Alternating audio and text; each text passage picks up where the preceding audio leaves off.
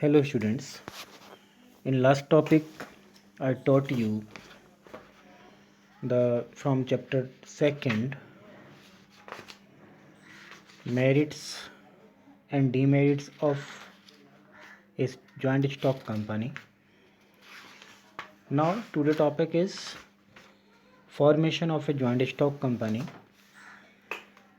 Students, there are the four steps which are performed by a promoter in formation of a joint stock company. First is promotion, second incorporation, third capital subscriptions stage, and fourth commencement of business. It's clear there are the four stages which are performed by the promoter in formation of a joint stock company. Now discuss the first stage, promotion stage. Promotion stage includes all the steps right from discovery of idea to starting the company till it is formed. Student formation stage वो stage होती है कि जिसमें एक idea when a idea came in the mind of a promoter and that promoter starting the आपका work on that idea and form the company. तो this stage is known as promotion. और promotion involves the discovery of business idea, its investigation and assembling necessary resources to set up the business. This is the another meaning of promotion. कि promotion involve the discovery of a business idea. Business idea का एक discovery होती है, यानी कि एक आपका idea mind में आता है to setup the business. And for setup the business that idea must be investigation and assembling necessary resources to set up the business. Business को सेटअप करने के लिए जो उसके रिगार्डिंग उससे कनेक्टेड जो भी रिसोर्सेज हैं उसको असेंबलिंग किया जाता है. The person who performs all the activities during the promotion stage is known as promoter. Students, जो पर्सन इन सब एक्टिविटीज़ को परफॉर्म करता है that person is known as आपका promoter of the company. And promoter perform the following functions in promotion stage. First steps is identification of business opportunity. Student, this is the first steps which are perform which are कह लीजिएगा done by the आपका promoter कि identification of business opportunity को identification करना. The promotion stage begins with the आपका discovery of an idea to set up a business. Student, promotion stage जो है वो डिस्कवरी ऑफ एन आइडिया से स्टार्ट होती है किसी बिजनेस को सेटअप करने के लिए. The promoter identifies the profitability of the idea. उस idea which came in the mind of a promoter to setup the business कि डेट इज़ प्रॉफिटेबल और नॉट, है ना. ये चीज़ एनालाइज किया जाता है, आइडेंटिफाइज किया जाता है. एंड अपॉर्चुनिटीज़ कि what are the opportunities for profit of that business in that area in which the business will be established. The promoter also always analyzes the various resources required such as capital, degree of risk, etc. इन सब को भी analyse करता है कि how much the capital is required to start the business and how much the degree of risk will be involved in that business. It's clear. Second is feasibility studies.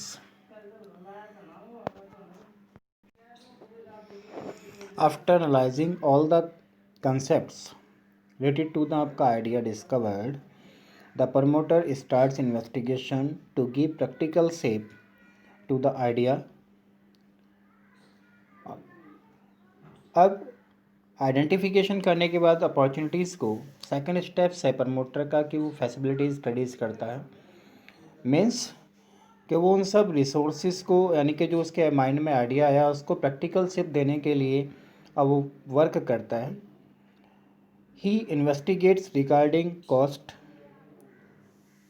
अब promoter investigates करता है cost को के regarding, profitability के regarding, production process के regarding, demand of the product etcetera, इन सब के रिगार्डिंग इन्वेस्टिगेट करता है कि while doing this the promoters take the help of a specialist of or experts।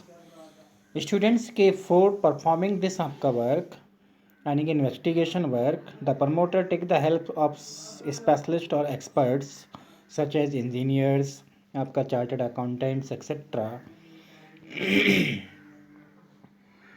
Facility includes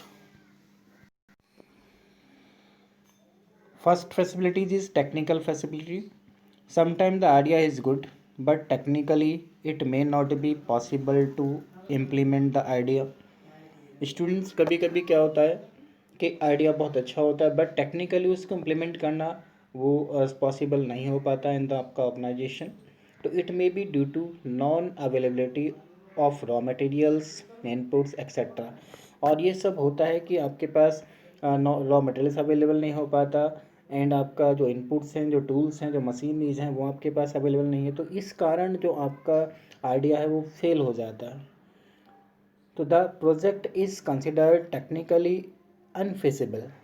ऐसा प्रोडक्ट जो टेक्निकली अनफिजिबल कंसिडर हो जाता है अनलेस द टेक्नोलॉजी और other required inputs can be imported. कि जब तक उस टेक्नोलॉजी को या अदर जो हमारे पास टूल्स या इनपुट्स की रिक्वायरमेंट है हम उसको इम्पोर्टेड ना करें और are available in our country, या जब तक वो टेक्नोलॉजी या इनपुट्स हमारे कंट्री में अवेलेबल ना हो तो तब इनके नॉन अवेलेबिलिटी में हमारा जो आइडिया है वो अनफिट हो जाता है, अनयूजलेस हो जाता है। यानी कि इट्स क्लियर। सेकंड फिजिबिलिटी आती है फाइनेंशियल फिजिबिलिटी कि इफ़ द रिक्वायर्ड फंड्स यानी कि capital for the business idea are so long larger. अगर जो आपने आइडिया की थिंक किया है, जो मेक किया है, आपने जो आइडिया बन लिया है उस आइडिया के लिए आपको लार्ज फंड्स की रिक्वायरमेंट है that this can not be arranged with the available means.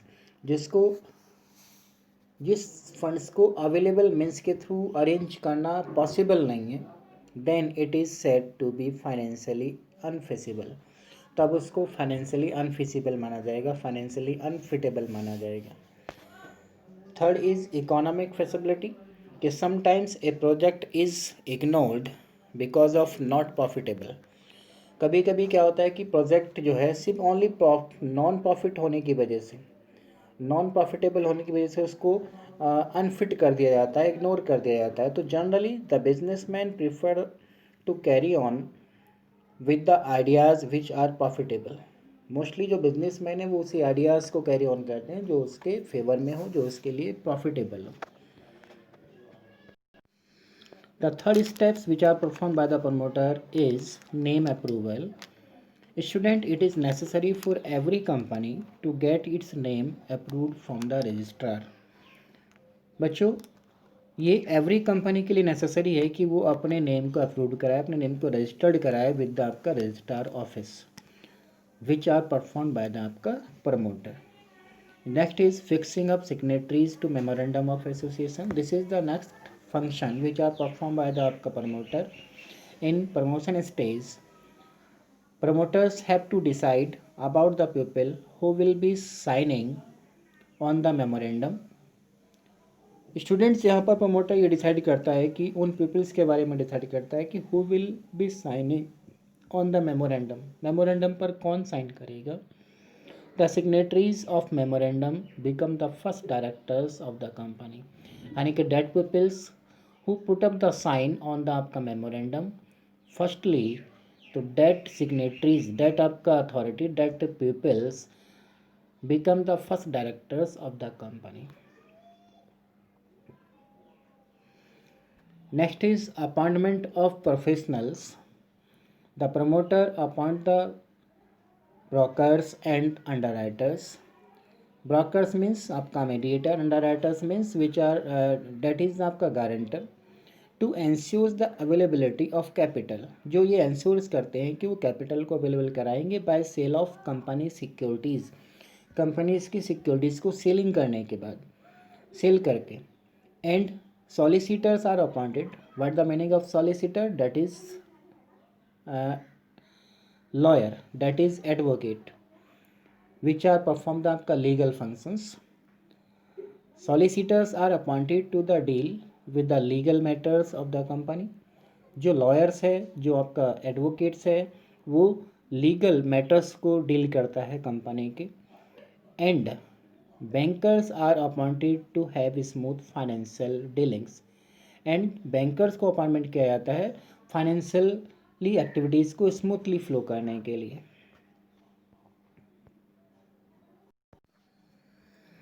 Next is preparation of necessary documents. Okay, after appointment of professionals, the promoters prepare some legal documents of the company which have to be submitted to the registrar at the time of incorporation, means at the time of registration of the company. It's clear?